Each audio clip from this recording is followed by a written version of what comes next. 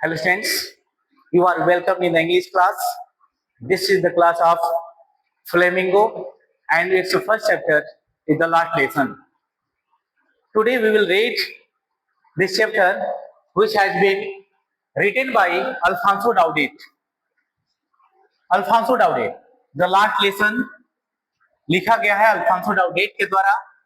देखते हैं कि इस लास्ट लेसन में अल्फांसो डाउडेट ने क्या बताए हैं। यह स्टोरी भाषा से संबंधित है। यह स्टोरी भाषा के लिए बताया गया है और इस कहानी में यह बताया गया है कि भाषा कितना महत्वपूर्ण है, भाषा क्या होता है। भाषा हमारी बोलचाल की भाषा नहीं है, बल्कि हमारा संस्कृति है, हमारी पहचान है। मानिए, सपोज कीजिए कि अगर हिंदी भाषा को अगर बोला जाए कि कल से नहीं बोलना है, कोई भी इस इंडिया में, भारत में हिंदी भाषा का प्रयोग नहीं करेगा। या इंग्लिश ही हो, इंग्लिश को ही रोक लगा दिया जाए, बोला जाए कि कल से इंग्लिश बंद, तो बताइए हम पे क्या प्रभाव पड़ेगा, हम क्या सोचेंगे। चलिए देखते हैं इस स्टोरी में क्या कहा गया है। इसके पहले हम समझेंगे कि अल्फांसो डाउडेट के बारे में। देखिए, अल्फांसो डाउडेट इस स्टोरी के राइटर हैं। इनका जो जन्म हुआ था 13 में 1840 और इनका डेथ हुआ था 16 दिसंबर 1897। यह अपने देश के सबसे मशहूर, बहुत ही प्रख्यात ये विद्वान थे। जैसे a prominent French novelist and a short story writer, Daudet is celebrated for his vivid and realistic depictions of 19th century French life. यह एक फ्रेंच लेखक थे, फ्रांस भाषा के। ये बहुत ही अच्छे राइटर थे। इन्होंने अपनी स्टोरी में, यह तो एक शॉर्ट स्टोरी राइटर भी थे, नॉवेलिस्ट भी थे फ्रेंच भाषा के,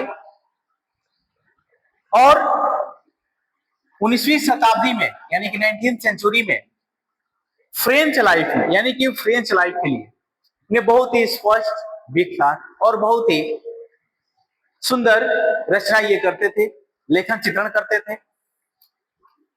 हम देखेंगे कि इन्होंने फ्रांसको और प्रूशियन वार में भी फ्रांस देश की सहयोग किए थे, सहायता किए थे। जो बाद में इन्होंने अपने रचनाओं से, ये जो works often reflect the deep emotional scars of the conflict, particularly in the border range of the France. यानी कि उन्होंने अपनी रचना के माध्यम से अपने इमोशंस के, अपने भाव को, यानी कि भावात्मक भाव को, जो संघर्ष में मिली थी, जो पीड़ा मिली थी, विशेष रूप से उन फ्रांस के सीमावर्ती क्षेत्रों में जो पीड़ा मिली थी, उसको अपने रचना के माध्यम से व्याख्या किए हैं, बताए हैं। His writing style characterized by a blend of the sentimentality and the sharp naturalistic observation. उन्होंने वास्तविकता को और प्रकृति को, इन सबको बहुत बेहतरीन ढंग से सजोया है, समझाया है। आगे हम देखते हैं कि किस तरीके से उन्होंने इस चैप्टर को आगे बढ़ाया है। अब देखिए, यहां से स्टार्ट होता है हिस्टोरिकल बैकग्राउंड। हिस्टोरिकल बैकग्राउंड क्या है? सॉरी, बैकड्रॉप है। हिस्टोरिकल बैकड्रॉप यानी कि इसकी पृष्ठभूमि क्या है, ऐतिहासिक पृष्ठभूमि क्या है, माने कि यह कहानी किससे जुड़ी हुई है। एक छोटा लड़का रहता है जिसका नाम फ्रांज रहता है। फ्रांज कैसा लड़का रहता है, देखते हैं। पहले देखेंगे फ्रांस से पहले कि फ्रांसिको वार में क्या हुआ था,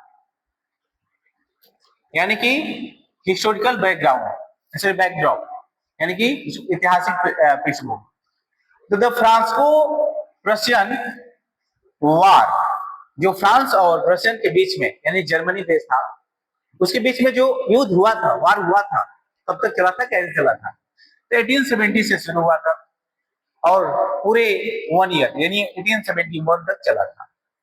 कि France was basically defeated by Prussia यानी प्रसिया। यानी फ्रांस जो है ना, ये बड़ी दृढ़ता से, मतलब कि फ्रांस बड़ी दृढ़ता पूर्वक मजबूती से जर्मनी के द्वारा हरा दिया जाता है, यानी प्रशिया के द्वारा हरा दिया जाता है। उसके बाद क्या होता है, और यह युद्ध जो चलता है ये led by Otto von Bismarck, यानी कि बिस्मार्क के देखरेख में यह युद्ध हुआ था। यानी कि जर्मनी की तरफ से इस युद्ध का नेतृत्व कौन किया था? बिस्मार्क किए थे। एज ए रिजल्ट इसका परिणाम यह निकला कि the districts of Alsace and Lorraine were ceded to German control. यानी कि फ्रांस के 2 डिस्ट्रिक्ट्स अल्सास और लोरेन जर्मन के कंट्रोल में आ गए, यानी कि जर्मन के अधीन हो गए। The Prussian government issued a strict decree banning the teaching of France. अब प्रूसियन जो गवर्नमेंट था ना, फ्रांस यानी फ्रेंच लैंग्वेज को पढ़ाने पर रोक लगा दिया।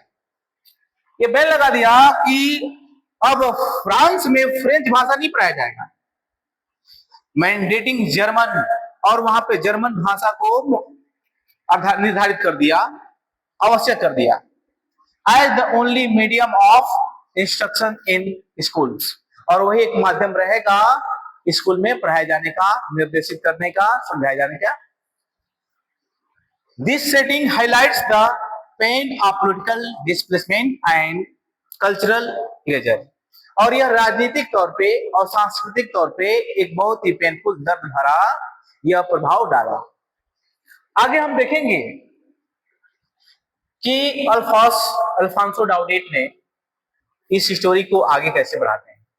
अब देखिए आता है, जिसमें मुख्य कैरेक्टर है फ्रांस। फ्रांस का जो कैरेक्टर है वो किस तरीके से प्ले करता है। फ्रांस एक छोटा लड़का रहता है जिसको पढ़ने में मन नहीं लगता है। उसको अपने टीचर्स के द्वारा दिए गए चैप्टर्स को अध्ययन करने में मन नहीं लगता है, स्कूल में भी मन लगा के नहीं पढ़ता है। लेकिन देखते हैं होता क्या है। तो देखिए फ्रांस कैरेक्टर आ गया, फ्रांस यानी कि यह कैरेक्टर जो है यह बता रहा है कि किस तरीके से फ्रांस को दर्शाया गया है। द इनोसेंट नरेटर, बताया जा रहा है कि बिल्कुल ही निर्दोष, बिल्कुल ही सौम्य स्वभाव का ये नरेटर है। अब इसमें बता रहा है कि a journey of awakening, a journey of awakening यानी कि एक जागरूकता की यात्रा, यानी कि किस तरीके से फ्रांस पर प्रभाव पड़ता है। बोले देखते हैं कि France is a young Alsatian boy, माने फ्रांस जो है अल्सास का एक छोटा लड़का रहता है।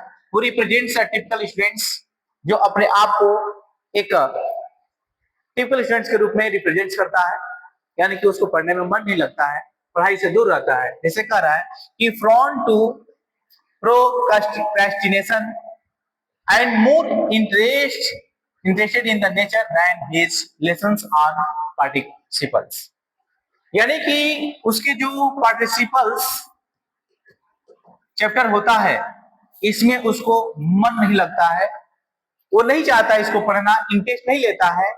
लेकिन नेचर यानी कि प्रकृति में उसको मन लगता है, इसलिए वो टाल मटोल करता है, यानी प्रोक्रेस्टिनेशन यानी कि टाल मटोल करने की आदत उसकी हो जाती है, बहाना बनाने की आदत हो जाती है।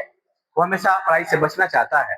अब बताइए अगर यदि परिवार में अगर कोई बच्चा पढ़ाई से टाल मटोल करे तो क्या होगा। तो देखिए इस बच्चे पे क्या प्रभाव पड़ता है। His characters transitions from apathy it means to hate or not to show love or any type of interest and to profound regret। माने कि जो उसका कैरेक्टर है ना, ये दिखा रहा है कि जो उसका घृणा है, माने अपैथी है, और प्रोफाउंड रिग्रेट यानी कि गहरा पश्चाताप है। किस तरीके से होता है, यानी कि शुरुआत में वो अपने लेसन से दूर भागता है, लेकिन अपनी भाषा फ्रेंच भाषा से दूर भागता है। आज जब उसको कहा जाता है कि पढ़ो तो नहीं पढ़ता है, लेकिन जब कहा जाता है ना कि ना पढ़ो, अब नहीं पढ़ाया जाएगा, तो अब उसको काफी दिक्कत महसूस होता है, काफी रिग्रेट होता है। मानिए वही, अगर यदि किसी व्यक्ति को कोई मूल्यवान चीज प्रदान की जाए और उसका महत्व ना समझे, उसको रिसीव ना करे, और जब अगर उसको कहा जाए कि अब आपको नहीं मिलेगा, तो उस पर क्या प्रभाव पड़ेगा, उसको जरूर रिग्रेट होगा। तो ठीक उसी प्रकार से भाषा के प्रति यह रिग्रेट कर रहा है। इसमें यह भी शो किया गया है कि पेट्रियटिज्म या देशभक्ति भी दिखा रहा है। अपॉन रियलाइजिंग ही लॉसिंग हिज हेरिटेज, इस बात पे कि वो अपने विरासत को खो रहा है, वो अपने देशभक्ति को भी शो करना चाहता है, इस बात का पछताव करना चाहता है, पछताव ये कर रहा है, वो अपने विरासत को खो रहा है, उसकी विरासत उसके यहाँ से छीनी जा रही है।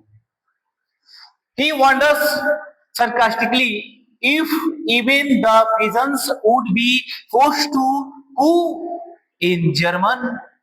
वो यहां तक कि व्यंग्यात्मक तरीके से यही महसूस कर रहा है कि क्या यहां तक कि जर्मन वासियों ने यानी जर्मन गवर्नमेंट ने कबूतरों को भी यह बाध्य कर दिया है, फोर्स कर दिया है कि तुम भी अगर यदि कू भी बोलना तो जर्मन भाषा में ही बोलना, फ्रेंच भाषा में नहीं बोलना।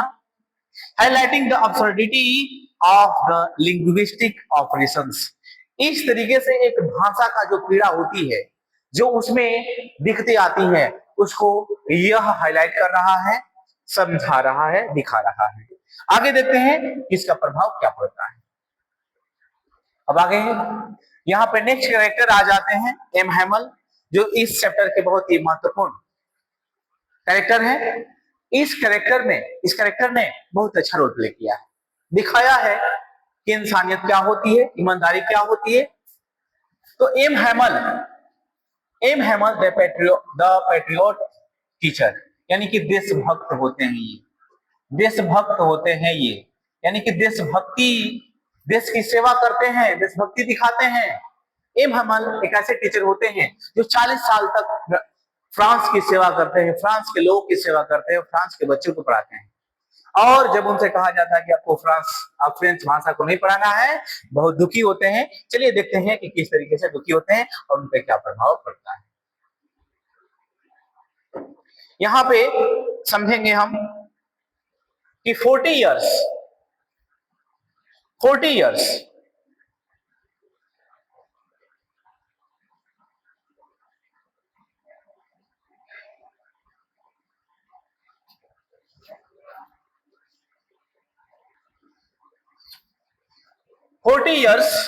यानी 40 साल तक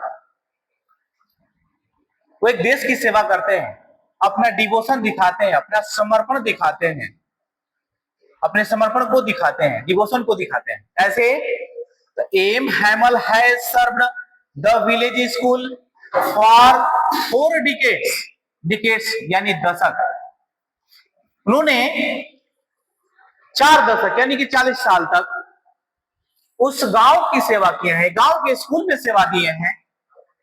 initially seen as a strict disciplinarian with his iron ruler, शुरू में तो ये दिखाया जा रहा है, तो एक कड़क मिजाज के हैं और डिसिप्लिन वाले हैं, काफी बच्चों को डिसिप्लिन में रखना चाहते हैं अपने आयरन रूलर के साथ। He reveals a deeply emotional side on his final day, लेकिन अपने अंत के दिन यानी कि लास्ट डे को अपने इमोशंस को दिखाते हैं, अपनी भावनाओं को दिखाते हैं बच्चों के प्रति, देश के प्रति। He wears his fine Sunday clothes, वो अपने बहुत ही सुंदर संडे क्लॉथ को पहनते हैं। संडे क्लॉथ यहाँ पे दिखाया गया है कि सुंदर कपड़े, अच्छे कपड़े। The green coat and frilled shirt, यानी कि हरा कोट भी पहने होते हैं, फ्रिल्ड झालर युक्त शर्ट पहनते हैं। And honour his last lesson, और अपने लास्ट लेसन का सम्मान करते हैं, यानी कि वो ये कपड़ा जो पहने होते हैं अपने लास्ट लेसन के सम्मान में पहने होते हैं। अपने लास्ट लेसन का सम्मान किस तरीके से देते हैं आगे देखते हैं। ही ब्लेम्स हिमसेल्फ, वो अपने आप को दोषी ठहराते हैं, and community for putting off learning the different French as the most beautiful languages. और वो ये भी स्वीकार करते हैं कि मैंने भी फ्रेंच लैंग्वेज को यानी कि फ्रांसीसी भाषा को पढ़ने से बच्चों को दूर रखा। उन्होंने बच्चों को पढ़ने से दूर कैसे रखा? तो जब उनको मछली पकड़ने का मन करता था तो बच्चों को छुट्टी दे देते थे, बोलते थे कि मैं मछली पकड़ने जा रहा हूं। कभी बच्चों को अपने बागीचे में पौधों को पानी देने के लिए भेज देते कि जाओ बच्चे पौधों को पानी दे दो। इस तरीके से बच्चे पढ़ाई से दूर होते थे। ये भी हमें समझना है। आगे क्या होता है?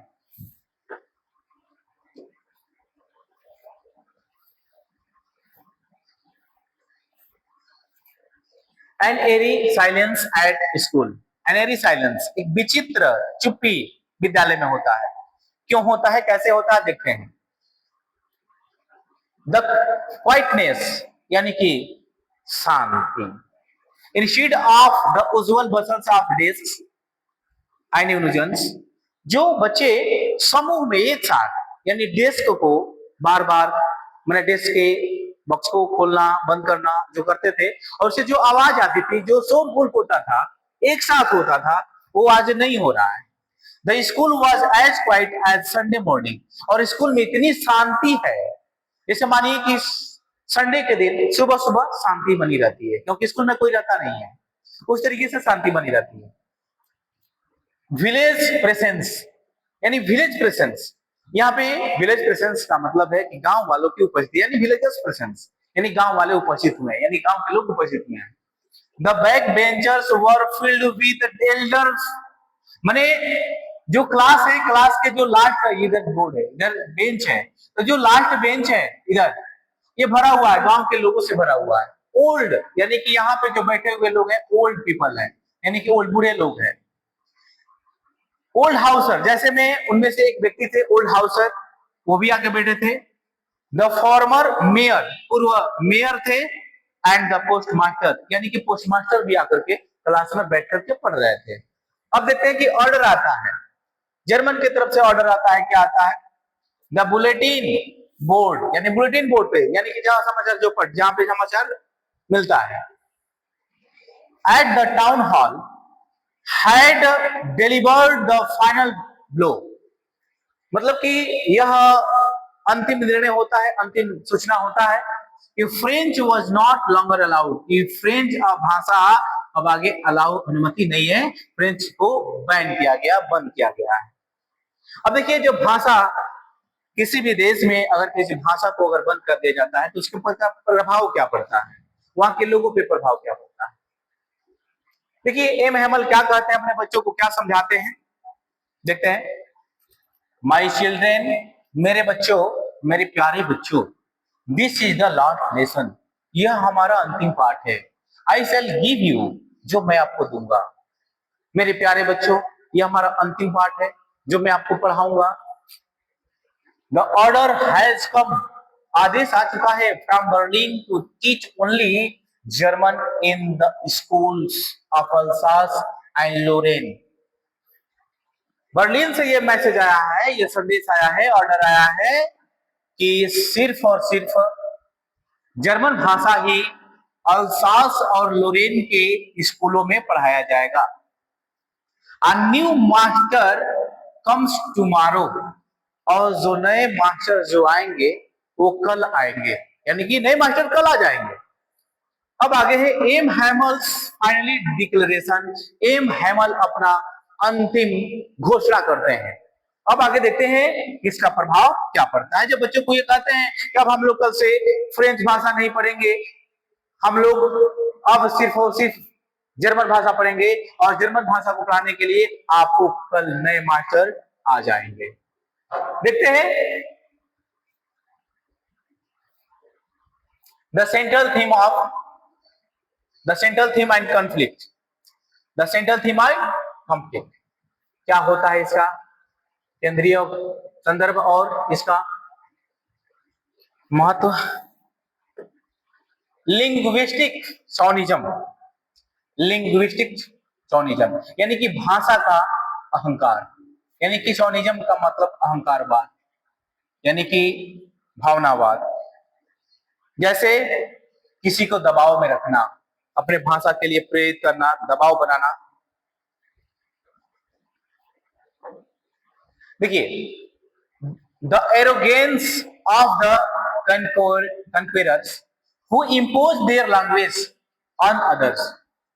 जो विजेता है, जो युद्ध में जीत जाता है, वो दबाव बनाता है, अपना एरोगेंस दिखाता है कि दूसरे पे थोपता है अपने भाषा को, यानी कि अपने भाषा को जबरदस्ती थोपता है। treating native culture as something that can be switched off by decree, और ऐसा व्यवहार करता है जैसे जीत के साथ यह घोषणा करता है कि नेटिव कल्चर को, जो वहां की जो नेटिव कल्चर थी, संस्कृति थी, उसको स्विच ऑफ कर देना, यानी बंद कर देना। यह बहुत ही गलत बात है। हमें किसी भी समाज की भाषा को, संस्कृति को दबाव में नहीं रखना चाहिए और नहीं हटाना चाहिए, क्योंकि वो उसकी पहचान होती है। प्रोक्रेस्टिनेशन, टाल मटोल। देखिए किस तरीके से टाल मटोल की आदत होती है फ्रांस को। द ह्यूमन टेंडेंसी, ह्यूमन की एक प्रवृत्ति होती है, to believe there is the plenty of time. यह विश्वास रहता है कि बहुत ज्यादा समय है। जैसे हमारे पास भी ये एक सोच है, टेंडेंसी है कि हमारे पास बहुत ज्यादा समय है, हम बहुत कुछ कर लेंगे। आपके पास भी है। क्या ये सही है? नहीं, बिल्कुल नहीं। समय बीतती देर नहीं लगती। देखिए क्या होता है, the human tendency to believe there is plenty of time. मनुष्य की प्रवृत्ति है कि उसके पास बहुत ज्यादा समय है, और यह उसका विश्वास है। और लर्निंग ओनली टू रियलाइज, मैंने शिक्षा के लिए उसको ये महसूस होता है कि बहुत ज्यादा समय है, but only to realize the value of the education when the opportunity is gone। लेकिन जब उस समय का, उसका अनुभव समय का जब उसको ये ज्ञात होता है, अब शिक्षा की वैल्यू तब ज्ञात होता है जब वो अपना अवसर सीखने का खो देता है, जब वो अवसर चला जाता है। चलिए आगे देखते हैं कि अवसर खोने के बाद क्या होता है। यहाँ पे कुछ की पॉइंट्स है, लैंग्वेज की पॉइंट्स, उसको देखते हैं। देखिए इसमें बता रहा है की टू द प्रिजन, बहुत अच्छी बात कहा, की टू द प्रिजन। इसमें एक बात होती है कि अगर यदि हमें अपने आप को जिंदा रखना, अपने जमीन को जिंदा रखना है, अपने समाज को जिंदा रखना है, अपने कल्चर को जिंदा रखना है, अपने भाषा को जिंदा रखना पड़ेगा। देखिए इसमें क्या कह रहा है, M Hamel tells, M Hamel कहते हैं, पूरे क्लास से कहते हैं, अपने बच्चों से कहते हैं कि दैट व्हेन पीपल आर इनस्लेव्ड, कि जब लोग दास बन जाते हैं, किसी के गुलाम बन जाते हैं, as long as they hold fast to their language, तो उनके अपने भाषा को अगर यदि वो बनाए रखते हैं, भाषा को छोड़ते नहीं है, तो it is as if they had the key to the their prison. तो मानो कि अगर वो अपने भाषा को बनाए रखते हैं, अपने भाषा को छोड़ते नहीं, भाषा को बोलते हैं, भाषा का यूज करते हैं और भाषा का अस्तित्व बचाए रखते हैं, तो समझो कि उनकी भाषा ही उनकी जेल की चाबी होती है, उनकी भाषा ही उनकी जेल की चाबी होती है।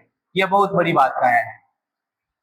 बहुत सारे लोग ऐसे किए हैं, बहुत सारे देश किए हैं कि जिस देश पे आक्रमण किए हैं, उस देश की भाषा को ही मिटाने का प्रयास किए हैं। यूनिवर्सल ब्यूटी, संसार का सुंदरता, यानी कि यूनिवर्सल, संसार के सार्वभौमिक रूप से सुंदरता। ही प्रेजेस, वो प्रशंसा करते हैं कि French as the most beautiful, कि फ्रेंच सबसे सुंदर भाषा है, कि सबसे साफ सुथरा भाषा है, एंड मोस्ट लॉजिकल लैंग्वेज, और बहुत ही तार्किक भाषा है इन द वर्ल्ड, पूरे संसार में। कल्चरल आइडेंटिटी, सांस्कृतिक पहचान, द न्यू कॉपीज रिटेन, नई कॉपी जो लिखी जाती है, फ्रांस अल्सास हर जगह लिखा गया रहता है। अब यहाँ पे appeared like the little flags floating everywhere in the school room, और ऐसा लिखा गया रहता है जैसे समझो कि स्कूल के हर कमरे में एक झंडे की तरह वो लहरा रहा हो, झंडों की तरह। और जेंसी of now, the story serves as a reminder, यह स्टोरी इस तरीके से सेवा करती है जैसे मानो कि ये रिमाइंडर का काम करती है, याद दिलाने का काम करती है, to the value of our roots, अपने जड़ का महत्व को before they are forcefully serve, जो मजबूती से उसको सर्व किया जाता है, जबरदस्ती सर्व किया जाता है। आगे देखते हैं, आगे इस चैप्टर में क्या कहा जाता है, इमोशंस। अब यहां पे आता है इमोशन। देखिए इस चार्ट में इमोशंस को दर्शाया गया है कि शुरू शुरू में यह दिखाया गया है स्टार्ट ऑफ द डे। शुरुआत में स्टार्ट ऑफ द डे को दिखाया गया है कि फ्रांज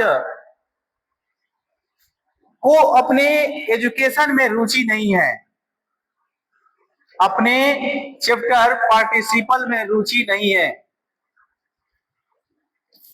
रुचि उसका इंटरेस्ट नहीं है। और जब अनाउंसमेंट होता है तो आश्चर्यचकित होता है उस चीज को लेकर के, उस पाठ को लेकर के यहाँ पे आश्चर्यचकित होता है, सरप्राइज हो जाता है, वह आश्चर्यचकित होता है, सरप्राइज होता है, ये क्या हो गया, जो मैं जिस चीज को नहीं रिसीव कर रहा था अब मुझे मिलने वाला नहीं है। आगे इसमें दिखाया गया ग्रामर लेसन, जो बहुत ही महत्वपूर्ण दिखाया गया है, इंपोर्टेंट दिखाया गया है, और इसको सिंपल बताया गया है। ये बहुत ही सिंपल और इजी होता है, जो कि हमारे पढ़ने लिखने के और समझने के लिए जरूरी होता है, और किसी भी भाषा के लिए बहुत ही महत्वपूर्ण होता है।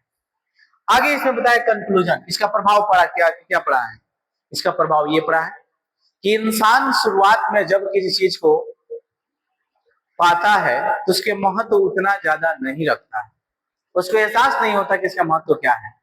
लेकिन जब वही इंसान जब उसको खो देता है तो उसका महत्व बहुत ज्यादा रिग्रेट करते हुए महसूस करता है। आगे है वाई वी लव फ्रांस। यह इंड है, इन पोर्शन है ये इस स्टोरी का। देखते हैं कि किस तरीके से बोला जाता है वाई वी लव फ्रांस।